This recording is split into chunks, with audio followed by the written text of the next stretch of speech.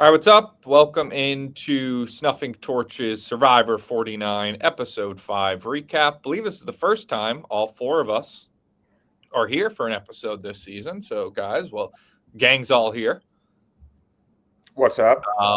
Pre-recorded tonight, have an event later, but we're pre-recording tonight, so no live chat. Sorry, but episode up, and then we'll figure it out going forward. But yeah, 49, episode 5. I think we're all kind of in agreement. One of the weaker episodes of the season. Not really a Yeah. lot that The weakest, I would say by far. True. Yeah, really not a haven't had a terrible great- episode, but kind of boring, but not terrible. Not no. not made me want to shut it off, but we've had better. No, Yeah, I good feel ball. There wasn't a lot of drama. Like it was just a situation where it was kind of an inevitable kind of situation. Yeah, there were some opportunities for drama. It felt like that nobody took. Yeah. Like even that boat challenge that ended up just kind of being a little bit anticlimactic. That could have been something. Seems to be a theme where there's an idea that they can make a huge move, make a huge swing, and then they settle for the easy vote, or like the boat challenge, which we'll get to, the journey. I have some thoughts, but I also don't think they did anything wrong either. Yeah, I'm still like mostly enjoying this. Like, I still think it's a promising cast, but I feel like now we've said the same thing every week where it's like, all right, that was kind of okay of a vote, but like we do need at some point we're going to need a big blindside or like a crazy vote or idle play or something. Like, I feel like we're set up well maybe for a chaotic merge and stuff, which is probably coming next week or the week after. But we need I would like one crazy vote or something. Has anybody played? Nobody's played an idol or anything yet, right? Alex played it, but like he didn't need to. Yeah. It was when it was him, yeah. and Jeremiah, but like that wasn't like a successful idol play, so to speak. Yeah, we're not getting like a season 26 backstab, like blindside. It's like, all right, he has yellow, we have blue, he's gone. All right, fair enough. Yeah, so that was kind of the theme. I think the theme of this season is like yellow versus red, this tribe. I liked what Savannah said, where she was like, I didn't come out here to play 6-on-6 basketball. With Savannah, it is 5-on-5 basketball. But I understood her point, where it's like you want to have a little more game like theory and like strategy than just they're the other, so I'm voting them out. But that being said, I do think this was the right move tonight. Probably. Yeah, I mean, to their credit, it does feel like there's been a pretty obvious move to make every time. Yeah. Tommy, you said it last week on the show. It's almost like coming full circle where it was, vote just alliance, easy vote out. Then it became voting blocks and like just very over the top strategic voting, and you never knew who was going to go home. And now it's come back around to doing the easy vote again. Yeah, so Clemmer, I think I kind of compared it to like analytics in baseball, where it's like it started off very simple stats, and it's like, all right, just get an alliance, have more people than the other alliance, and vote them out. And then you get into like the analytics and the sabermetrics, where it's like, well, maybe we should have a voting block that shifts. And now it's almost coming back around. I'm not saying baseball's fully coming back around to that, but it was more of a storyline with the Blue Jays and Brewers going far. It was like maybe batting average and not striking out is a good thing. And now it's just people are kind of going back to like, well, alliances like do work. Why overplay when, you kind of just have the numbers and you want to stick with the numbers? The game this season is overly simple. Like they couldn't even make it dramatic because it was so simple. It was just, which as a viewer who wants to see a blind side, not the best television, if you're on the island and you're just trying to make it to the next elimination, to the next challenge, to the merge, it's working perfectly if you have the numbers. And I do think the editing is good. We're like, even tonight, I actually thought the other tribe was going to lose because we spent so much time with them and on Sage versus Shannon sort of forming. So I actually kind of thought they were going to lose, but that is the benefit to 1, 90-minute episodes, and 2, the fact that it's only 2 tribes now as opposed to 3. You get to spend more time with each tribe and really understand the dynamic. So I do feel like, as opposed to some past seasons where everything's sort of jumbled up, you have a really good read on where each tribe and each player stands, I think. Yeah. The other issue with this episode is you had a player that, he even admitted it, felt like he was on borrowed time. Jason was an alternate, last minute out of the cast. And I think because of that, he psychologically was never truly in the game, or at least from what we saw. Like, and he also didn't like try to save himself really at all. Like, writing down Rizzo's name is such a bizarre thing. Obviously, we don't, I guess, know how much he was trying to get that going behind the scenes, but the play is play a shot in the dark. I mean, it was just bizarre gameplay by him and almost kind of like a lethargic, what seemed to be a lethargic game. I said the same thing last week. Him and Matt seem lethargic. I thought Jawan, it really would have been him. I thought Jawan last week should have voted with Matt and Jason to blindside like Nate or whoever he wanted to blindside there. Like, I think he would have had more power in the game, because you see, even this week, he's very clearly on the bottom of that Red Alliance on that tribe. But yeah, this week, Jason, I think the move is, and we did see him he said to Jawan, like, I want to get Rizzo out. Right. We didn't see him like put the moves on to really, I mean, maybe he did and it just wasn't shown. But I think if I'm Jason, I probably would have made more of a move at Jawan, been like, he's on the bottom, Correct. Go to Savannah and Nate and be like, prove that it's not just red versus yellow. I can work with you guys. I can be a double agent or something. We just didn't see him that. I didn't even play a shot in the dark, which was fucking insane. Really, one of the more lethargic gameplays I've ever seen. I thought he actually showed some promise today, where he was like, I got to get my head out of my ass. Like, I got to start making moves. He was starting to build more bonds, but then it just didn't come through. Maybe it is like the heat, like Jeff even said it, like whatever's going on in Fiji, like everyone's just fucking beat. How hot was it when you were there? It was hot, but that was, I was there for day 1, 2. This is day 10 now. Yeah. It was definitely hot, but like not the day it started was incredibly hot. So if it kept up like that, I could understand why people were gassed. I think he couldn't get out of his head that he was an alternate. And you wonder how many other alternates we've seen kind of come through Survivor. Like, I don't know, like where they were put on last minute. You got to kind of overcome that. Be like, we're all starting the same. This alternate doesn't matter. Like, we're all in the same. But I think for some people, maybe it's just challenging. It's like, maybe like you almost feel like imposter syndrome in a way of playing Survivor, and you can't play like that. I mean, imagine Tommy, if just tomorrow, like, you were on Survivor.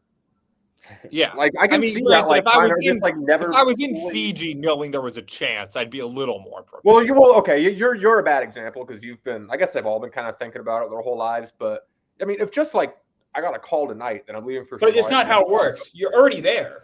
Like, he was already in the cast. Wait, I'm sorry. Jason was.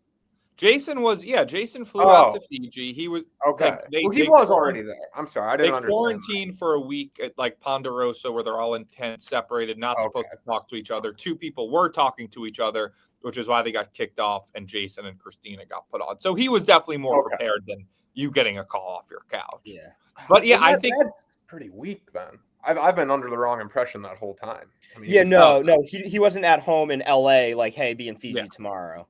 Yeah.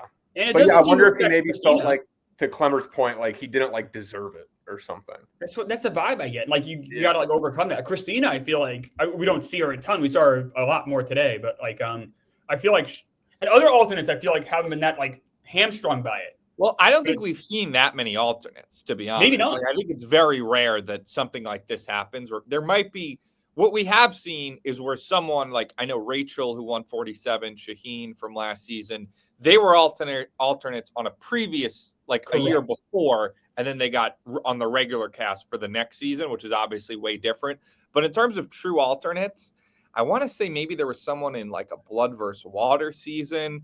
And I mean, it's usually much less public, but I would imagine there's been less than 10. I recall one person who said that they got, like, to what John Richards said. I really remember there was someone who got a call like, we need you here tomorrow.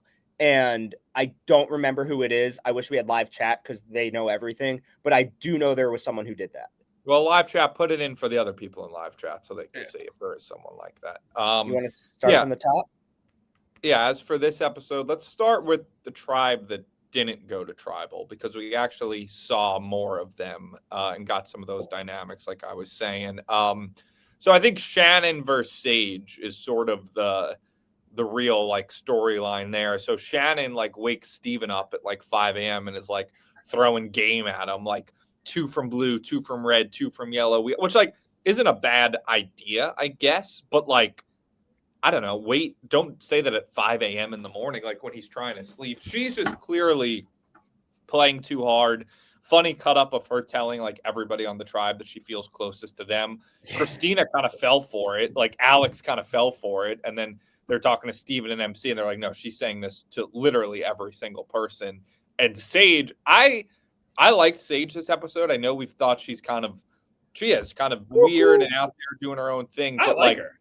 I like her too. Like she was like, no, this girl Shannon, I've been trying to tell you, like she's a wolf in sheep's clothing. She's preying on people with like personal bonds and religion and everything. I really liked when they gave each other a hug and Sage kind of gave the Jim Halpert look to the camera. Like, I really don't want to be hugging her right now. So I think if that tribe lost, Shannon probably would have been going home. So it seems like I think she's kind of smart, but she's just doing too much. Dude, she told one person, like, you can get high on anything. You get high on weed. Christ got high on love. It was just like, ugh. Like, she is very manipulative. And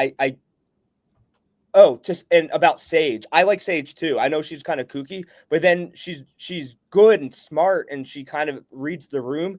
And then she's like, man, I wish I had a mirror so I could see all my pimples right now. I was like, ugh, gross, dude. But yeah, if we're giving anti-jib cuts, Shannon gets my anti-jib cut. She gives me the heebie-jeebies. Do not like her. I actually think Shannon could be a good player. Like, I know you said she's manipulative.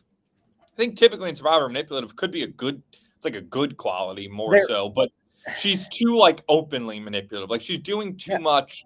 Like she's not going to tribal this week. She wasn't going last week. Like, save that manipulation for when you really need it. Because otherwise people just have time to be like, wow, this girl's kind of manipulative. That's what I was going to say. There's too much time in the day to tell everybody that you feel closest to them, because then they're going to go to the bathroom together or they're going to go get water together. Be like, did Shannon tell you that too? And then everything comes back on her.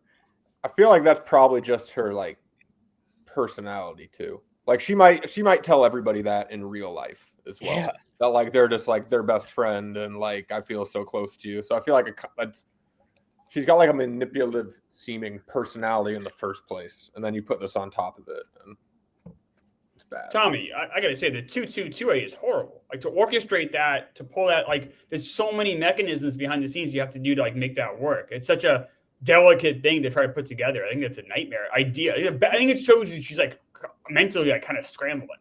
But I feel like they kind of did that last season, or it was like a few people from each tribe got together. It's something you do at the merge more than anything. I don't think she was even saying like, let's make this an alliance. It's more of like, if you have someone on your tribe that you trust, I have someone on my tribe we trust, we could just look out for each other. Like that was kind of last season. They did that a little bit. They did. So I don't think it's a terrible strategy. Like when you get to the merge, pitching that at 5 a.m. when they're not going to tribal council and there's 13, 14 people left in the game, right? I think was where she made an error. I agree. It is maybe. I mean, that would kind of be a good time to talk to somebody though, in her defense, right? Like wake somebody up before everyone else is up. I don't want to wake anybody up. They probably don't want to be woken up. Yeah, I'm just thinking to play devil's advocate and like you're trying to like get some sneaky strategy. Dude, but they're obviously handled it terribly, but. They're so grumpy, and the first thing he hears in the morning is like, if we put 2 on there and 2 on there, he's like, what did he say? He's like, don't even talk to me before I've had my coffee, which I don't even have any of. Yeah, I think she's just a classic case of overplaying. She's got, I think, a relatively smart game mind, but she's just going too hard, and I think it will cost her. No, what is her game mind then? If she's saying the same stuff to every single person, where does that get you? I mean, people you just want to their minds. When they don't go to tribal, like she hasn't been to tribal yet. People start to go. No, she's been to tribal. Or no, she has. Wait, she hasn't. Oh, no, she hasn't. Yeah. We've seen this in previous seasons where like the tribe just keeps winning and people want to play so bad that they start like kind of scratching themselves to death.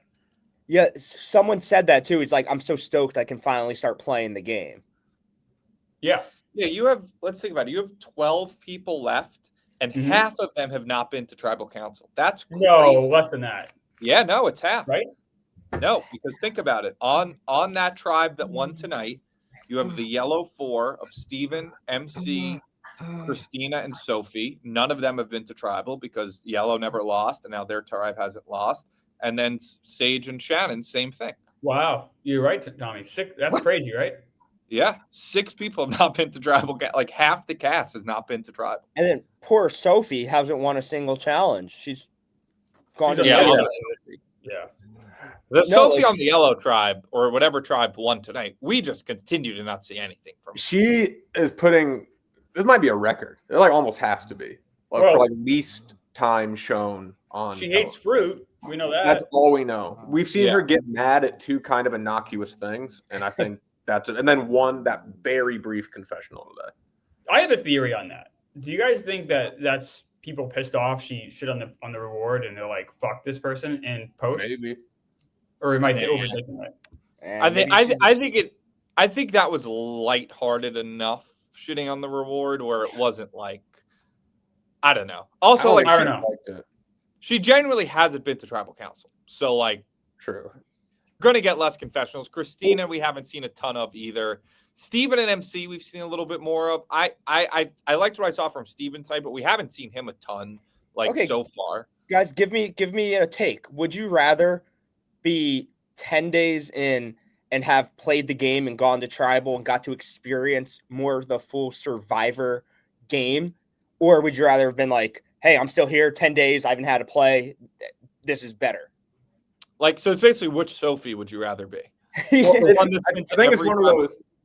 Sorry, it's like the classic, like in the moment, you want to be the one who's like not on camera, like you just like want to hang out and like not have any problems. But 10 years from now, you probably wish you would have played the game. You still have a I chance to don't play know. the game. Like the benefit to being never going to tribal is you're probably going to get some more rewards and like you're going to be better rested for a merge. But the other side of it is Sophie knows who she can like. Sophie's been to tribal every time, knows who she can rely on, knows who she can count on, knows who her allies are now. So I think I'd rather be the person going to tribal council and surviving and knowing who my allies are. And yeah, I mean, you get more screen time, obviously, but even taking that out of it, just like what's better in the game, I don't know. It's like, would you rather be battle tested or fat and happy? Do you think if you asked Sophie, the one who's been to every tribal council, like in the moment when she was like laying on the hammock and just said like she couldn't do anything, like I can't even play the game, if she like wishes she could trade places with the other Sophie, do you think she would have taken it? Probably when you're in it, That's you have kind of heat what I'm exhaustion saying. and Like stuff. in the moment, you'd probably love to just be more comfortable. But Yeah. looking back, you probably realize, oh shit, like it would have been better the other way for a lot of reasons. Trying to think anything else from that tribe, really. Well, the chicken after they won the challenge, they got whatever 4 things. 3 of them lay eggs. I don't know. I think I would morally be fine killing a chicken. Logistically, I don't know how I would do it. Right. Morally, I'd be fine. It would have fucked me up a bit though. Like I would have been sad. Yeah. Like it would have made me sad to kill a yeah. chicken. To Like, kill someone with bare hands, like that's a whole different ball. yeah, I can't That do would have sucked. It's easy to like sit here and be like, oh, you got to kill. And like you do, you have to kill it. You Yeah. got to eat, especially with the merge coming. You want to take advantage of it, make yourself more fed. But yeah, morally, I don't think I'd be like crying and be like, I No. can't do this. I would more be like, how the hell do I do this? Just physically, like I'm always amazed, like, and maybe I'm just truly, such an indoor cat, but like the fact that they knew how to kill the chicken, how to defeather it, how to cook it on the little thing, like I don't know, it takes a lot, and they always just seem to know how to do it. You think they could have drowned the chicken? Oh, no, come on. That's worse. I think worse. there's 2 ways I to wasn't do sure. it. You either break the neck, or if you have a machete, you can cut its head off. I think I could do the machete part. I would feel horrible, but I could maybe do that. I don't know if I have the stomach to kill someone with bare hands. That's a whole different ball of wax. It's tough. Yeah, If you have to eat, you have to eat. But I don't know. That's hard. you want to be one of the like other girls on that tribe who are just like getting away from it. Yeah. They just want to hear like the when like it's That part. But I almost think that it's almost worse to hear that sound when you're not doing it in a weird way. Like It's your when you're imagination. in it and you're doing it, like whatever, at least you know what's happening. Like just hearing it die from like afar is probably even more of a fuck up. Yeah. Gotta eat. But they ate. They got their chicken. Looked good. Look good, yeah. So let's talk about the journey. So the journey, two people get to go. Jason obviously is like, well, I want to go. And then Nate and Savannah are smartly like, well, some of us should volunteer so that he doesn't automatically go and get an advantage. I thought Jawan, that was a great move with the rocks. That was like an under the radar, like very sneaky, smart villainy move where he made sure that basically forced Nate to go and get the white rock and make sure Jason doesn't go. And then MC kind of just volunteered on the other tribe. And they were like, yeah, I thought Nate handled this about as well as you could handle a journey. I was really impressed with how Nate handled it. I there is one thing, like not fully, but like, starting, obviously you got to move all the bags and shit, all the sandbags. And then I think it was smart where it's like, let's leave one, right? Like, let's get everything done. I thought that was brilliant. Let's leave one, then go out together. I think the one issue is he probably should have looked a little bit more. Like, I think he called MC back with too much time left on the clock. That's my issue. Isn't even that. My issue is lying about it, or whatever the lie was. Like, I needed to get her back so she wouldn't. But she can still see how much sand is on the clock. You can't use that as the excuse, like running out of time. No, she'll see that you're not running out of time, dude. Like, that is a bad lie, or whatever that is, or whatever you want to call that, a mistruth. That's my only issue with the game. Everything else I thought they did was perfect. It didn't matter, though, because she was so exhausted. Once she went back. What? She noticed it. She was like, I don't know if he has ulterior motives here.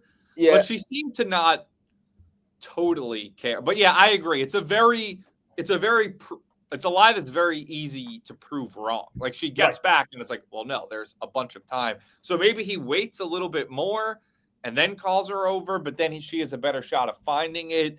I think if his goal was to go there, not lose his vote, and it also seems like he didn't even want an advantage because he didn't want that target on his back, then like he did about as well as he could have. Well, moving forward, do you think they changed the rules so you can't really collude like that? It's like one of you has to go find it, one of you doesn't. No, I don't know. I think that's part of the game. So here's my thing with I have an issue with kind of the whole idea of like, puts a target on my back. Okay, then just take whatever it is and just immediately say, hey, next tribal, I'm playing this, or we're playing this together, or whatever you want to do. Like, it's still better to even have reward you have to use the very next time than not have reward at all. I was also wondering, like, if one of them found it, they could have lied and said they didn't find it yet, right? Yeah. Yeah. And then just ran back and been like, let's just finish this. Yeah. So maybe I would have tried that, but I guess he really didn't want her to have it because of the whole red versus yellow tribe dynamic. But I thought he also did a good job, like, just making small talk. And like, he was like, I want her to see me as a person and not just a target. So yeah, his mistake was a very provable lie. But otherwise, I liked how he handled it. Neither of them lost their vote. So it did just end up being a massive waste of time and energy, though. Yeah. Did you notice? I was kind of struck by he just had shockingly little confidence in himself to like even compete with MC. Yeah. Like, he didn't even think he stood a chance, like, if it came to looking. At least that was his excuse. I think he maybe more just wanted it to be over. I think he didn't want to waste energy. He was like, it was. He found like the loophole where it's like, if we both just don't look, nothing happens. But like, he never even considered that he might find it. I put that on Survivor. Like, you shouldn't have that loophole. That's what I was kind of saying. It's like, someone should have to win, someone should have to lose. Yeah, but I think John makes an excellent point that I think we see later on in the next challenge with with Nate when he snaps at Rizzo, because I think he has issues with like how he handles stuff physically. There's something there. Yeah, and then I was going to say, like, to be fair, of like, we need one winner, one loser. I feel like we often say someone shouldn't just lose their vote because they had to go on this journey. So I do like that Survivor has seemingly fixed that this season, where at least you have a fail safe where you're able to not lose your vote. Then I'm just pushing back. Then what's the point of it? If someone doesn't have to win and someone doesn't have to lose, we're just having to move sandbags for sport. Like, yeah, I mean, I guess in an ideal world they have someone win, but I was just like, did you notice he lied about not having a job? He's another core. Yeah, he said stay-at-home dad. Wasn't a complete lie. He's probably not producing anything right now. Oh, he is. He's like head of Marvel. He's up there, but he said before he's lying about this. Yeah, I thought his previous messed lie up. was more that like he was like very low level, like production PA or something. Yeah, he's not running Marvel, but I think he's more than a PA. He has a Wikipedia. No, I'm saying that was his lie. I thought to his original tribe was that he was. I thought he said he was a stay-at-home dad. And then he told No, her. he definitely mentioned something about production. I remember him saying that to his tribe, but like not to the level that he actually is. Okay. So yeah, basically none of them got anything. Their vote, which I guess is especially important for MC because she already doesn't have a vote, depending on whenever she actually loses a challenge, which maybe she'll just never happen because she's that good. She's beast. Yeah. Challenge itself, I like this challenge. No puzzle, like we've been anti obstacle course puzzle. Some swimming. I thought it was the whole cage thing was cool, and then some basketball at the end. Good shooters, Rizzo and Alex, pretty good shooters. Rizzo again, the best guy what did you available call for him that last team. week? Sparky? What were you calling him? What was I calling him last week? I Called him, forget. like, Sparky like 4 different times. I forget. You're right though. I kept calling him the wrong name. Yeah, but he's awesome. Sneaky athletic. Mm-hmm. Yeah, but Alex I like the wins. challenge too. Really good challenge. Yeah. I like when they shoot balls into hoops. I'm very simple. Me too. That's a good finale to a challenge. I agree. Hilarious. It's exciting. Carrying the cage with the sandbag on it. That was tough. Still won though. Yeah, Still won. tough. Alex hits the last shots. So same tribe going back to tribal, and yeah, I mean it wasn't the most exciting vote. I mean it's pretty simple. You've got Nate, Savannah, Rizzo, and then Sophie, who's kind of just been looped into them. Like we said last week, she just did a great job just assimilating herself into that alliance, basically overtaking Jawan. So they're kind of the core 4. Then you have Jason or Jawan. I love the Savannah Jawan dynamic. Like we saw earlier in the episode, Jawan like stole her water bottle. That was after he was like using her clean bag to put wood in it. Like he's always intruding on all her conversations that aren't even about game. Like Savannah's probably like, I got a fucking stalker on this island who's like just trying to use my water bottle. I don't think it's like that nefarious from Jawan. He seems like a very nice guy, but like Savannah's probably like, God, I can't fucking shake this guy. I actually thought Jawan was going to go home. I did not at all. Really? I did for a second, and then when you really started bearing his soul in the immunity challenge or in the tribal council, I was thinking, man, this would be really funny if Jawan went home after he gave this whole speech about how he's not well spoken and comparing himself to people. That would have been a really funny unanimous vote on Jawan, right? Bro. And then Rizzo just showed him up with like a very clean. Another very funny Jeff Probst is back moment where Jawan is, I stutter and I'm not confident in my speaking, and then Rizzo speaks and Jeff hits Jawan with like a It's like maybe you're not well spoken. yeah, like he hit him with like, oh, now I see why you're a stuttering bumbling idiot. It was like, Jesus. Yeah. Jeff is so back. Like so back. The Uncle Jeff stuff was too much. When did that start? This season. Was it other people too? Has it just been Jawan? I feel like we've seen that in previous seasons. Well, he said it like 12 times. He's making it his thing for sure. No, that was getting annoying. Yeah. What if you're, let's say you're Rizzo, Savannah, or Nate, like if you're one of those 3, who would you have voted out? Would you have gone with the move they did, weaken yellow a little bit more, take out Jason, or would you have sacrificed Jawan as a peace offering because it's like, hey, I don't really trust him anyway, and then maybe this will show to yellow like it doesn't have to be just 5-on-5 basketball. Keep your numbers up to the merge. Don't overthink it. Like why weaken yourself when you don't have to? There's really, like as I said at the beginning, they're showing how simple the game can be if you have the numbers. Like you don't have to overthink anything. It's like, all right, bye. Like 5 of us, bye. It's unfortunately boring for television. It'll be good at the merge, but right now it's why even risk anything at all? Like why complicate it?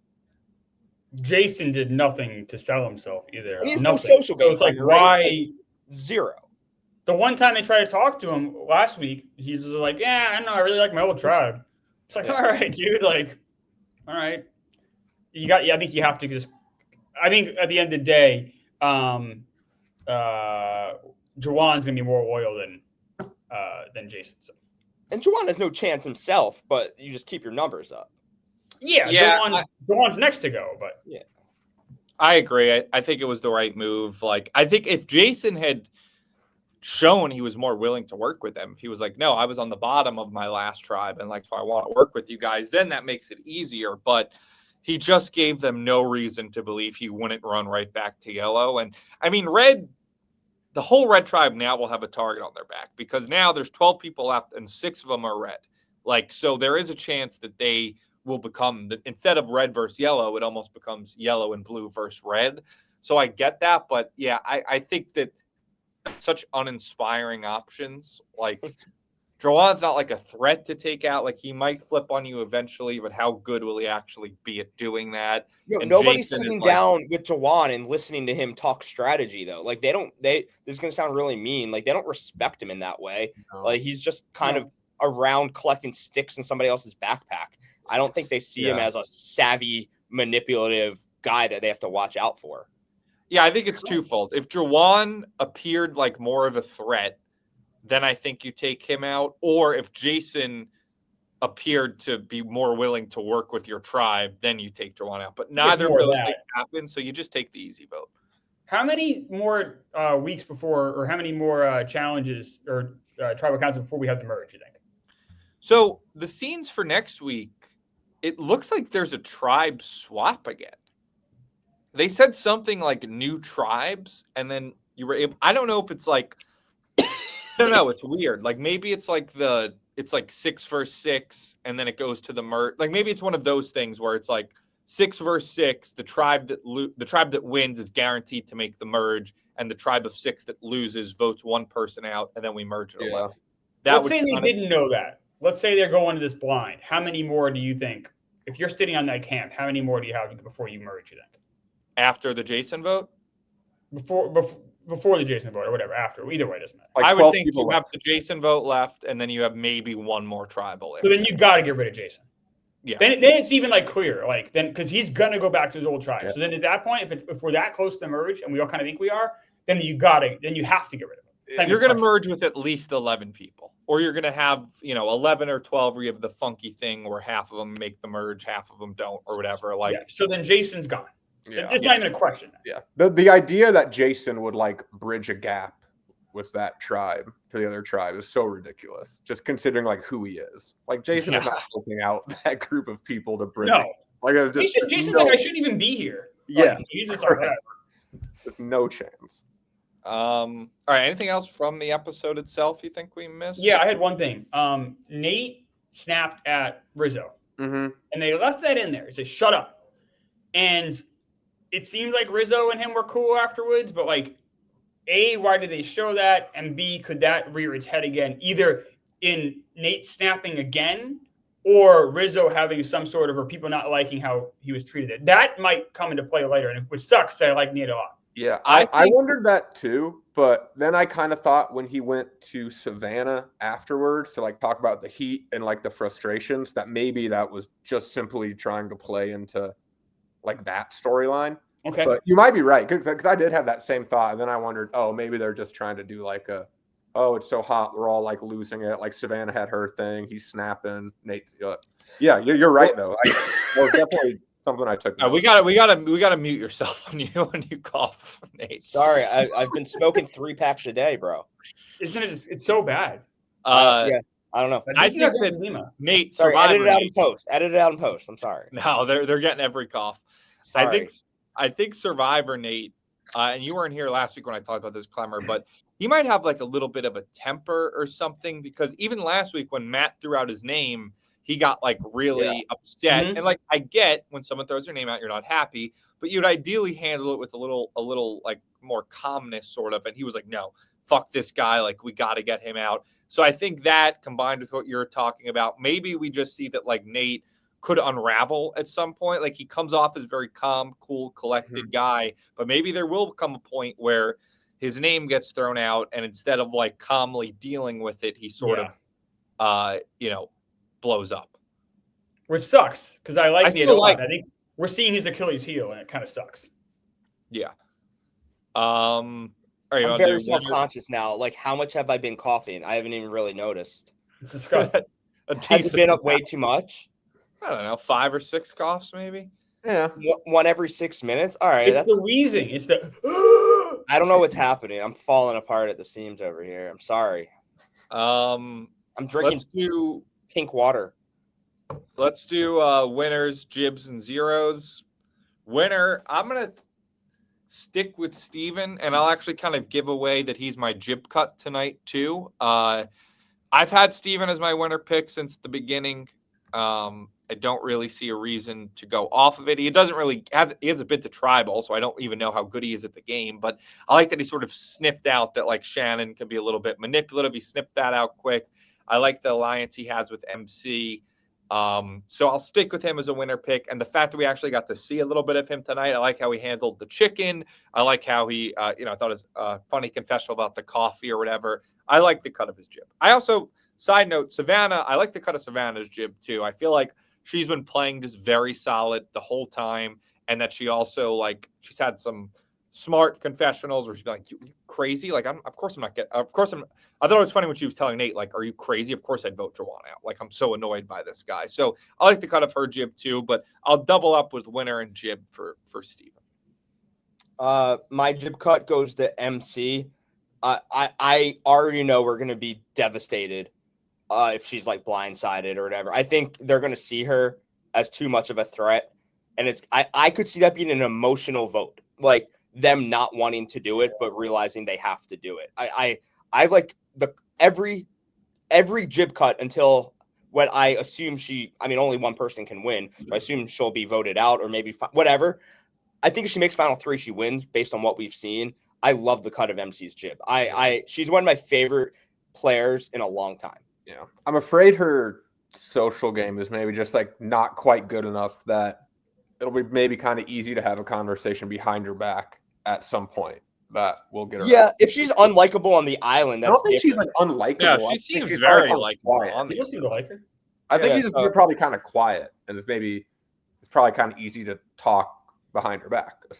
I could see that being a sad vote where they're like not happy holding up her name, but having to do it. Right. Winner pick, Rizzo or has never won a challenge. Sophie, they see like Sophie came from was isolated. She called herself like a wounded puppy who had to be taken in. She acclimated immediately. She feels so safe and protected.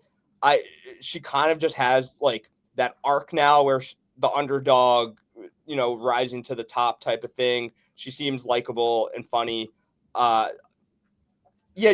take her over Rizzo. But I worry, is she going to be too like defeated?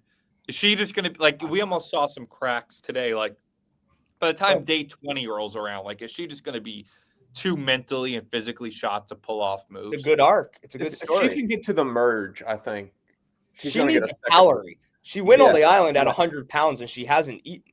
No, I'm with her. I think she's the number one person I'm cheering for at this point. I wasn't sure about her at first, but I think she's endearing. She's overcoming a lot. She's played the game like very well and like very hard and harder than anybody else. Like, I guess from like a necessity standpoint, like she's had to play the game to survive, and it's been great. So I'm pulling for her. Who's your winner in jib? Jib cut is for Sage. There was a moment when people were talking and she goes, I'm getting FOMO over here. Like basically saying like, hey, like include me in this conversation, which I think for someone like her probably isn't the easiest thing in the world to do is like, hey, like I'm going to insert myself here to kind of move my game along. But she kind of broke out of her comfort zone to do that. I like that move. And I think it helped her game a lot. And then my winner pick, I'm switching. I was on Nate. I'm gone Savannah now. So Savannah, when the show opened, she said, I have nothing to worry about right now. And she survived that. Usually that's like a death sentence. She survived that this episode. And I just think she's playing the game so smoothly and so well right now.